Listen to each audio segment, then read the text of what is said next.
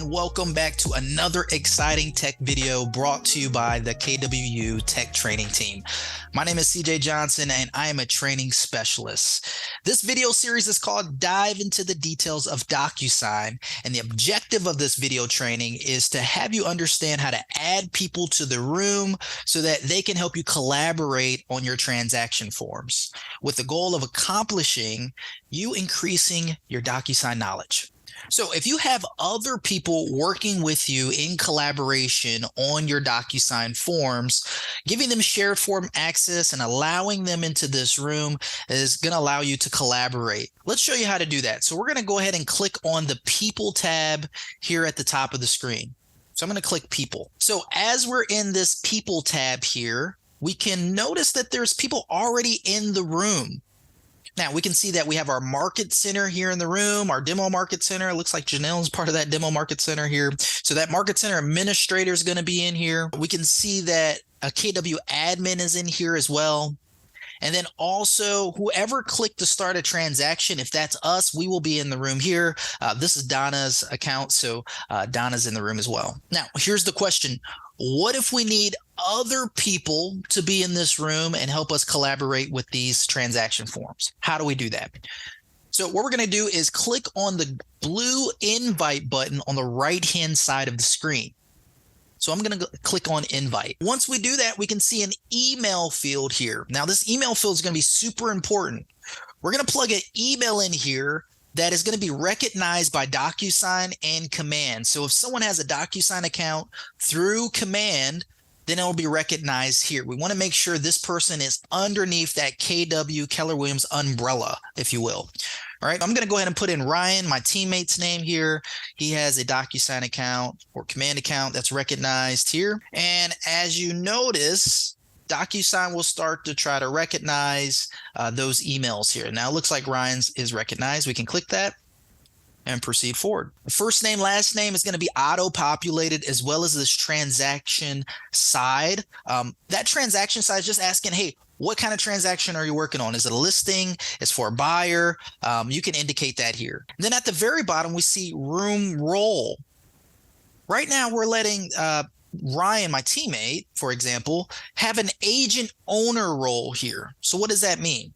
With the agent owner role, he can help bring forms into the room, and he can bring envelopes into the room as well as an agent owner. So before we click invite, I want to show you something else here in terms of the role or permission level someone can have here in the DocuSign room.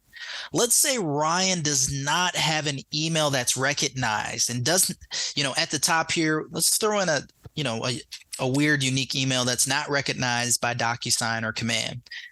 All right, look what changed there. That agent owner role has now been removed. And if we click the drop down, only a client or vendor role is available.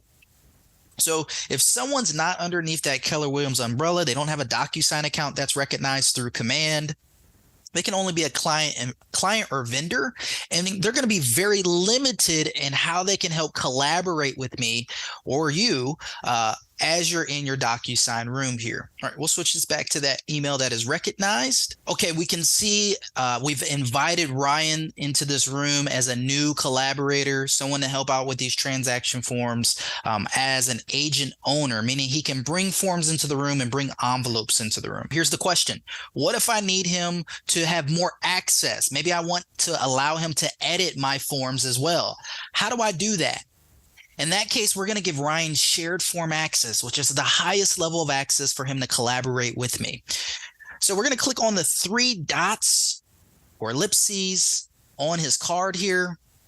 And at the very bottom, we have that option that says shared form access. Go ahead and click on that. And we have two options here. Now it's saying, hey, do I want Ryan to have shared form access only to this room? Is he only going to be helping me with just this transaction?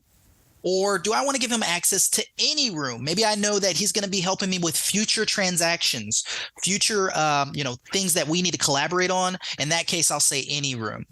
All right. For this example, I'll just put only this room. Now we can see what happens. At the top here, he has form access in green letters there, letting me know he now has shared form access. So what does that mean? So now he can see all the forms in the room. He can bring forms into this room. He can make edits to the forms, create envelopes, and make edits to those envelopes. This might be super helpful for a transaction coordinator who doesn't have that NRDS ID or that NERDS ID. This could give them shared form access so they can collaborate with you on these DocuSign forms. So just because this person has access to my forms now, it's very important to know that I do not have access to their forms they bring in this room. Why? Because they will need to do that same thing we just did by giving shared form access. Another little quick tip here is if you're on a team and you're using a Command Teams account, all you'll have to do is just add them in the opportunity in Command, and they will automatically be here in this room. All right, one more thing I want to show you just so you can see permission levels. You can see who can be added to this room based on your market center at a bird's eye view. So we're going to go ahead and click on our name or initials or picture in the upper right-hand corner. Looks like we got our initials there. Once we click on that, we'll see some options. We're going to go to the preferences option. Once I get in preferences, I'll see some options, and that last option at the bottom says integrations. We'll go ahead and click on integrations. Then lastly, on the far right-hand side, there's some blue letters that say shared. Okay, we're going to click on shared, and this will allow us to see all of our market center. We can see those permission levels. We can change those permission levels, and if we go to selected here, we can see who has current permission levels. Clicking that drop down, we can change this to all rooms. If we don't want Ryan to have access to any of these rooms anymore, we can click on no room. So this is just showing you kind of on a grander scale, bird's eye view, who has access to your room. That is also in your market center as well. Thank you for watching this video. We trust that you're now ready to conquer your business and take it to the next level. If you have any questions, just email our tech training team at learncommand@kw.com. And if you would like to attend a live hands-on virtual training, scan the QR code on the screen and sign up today.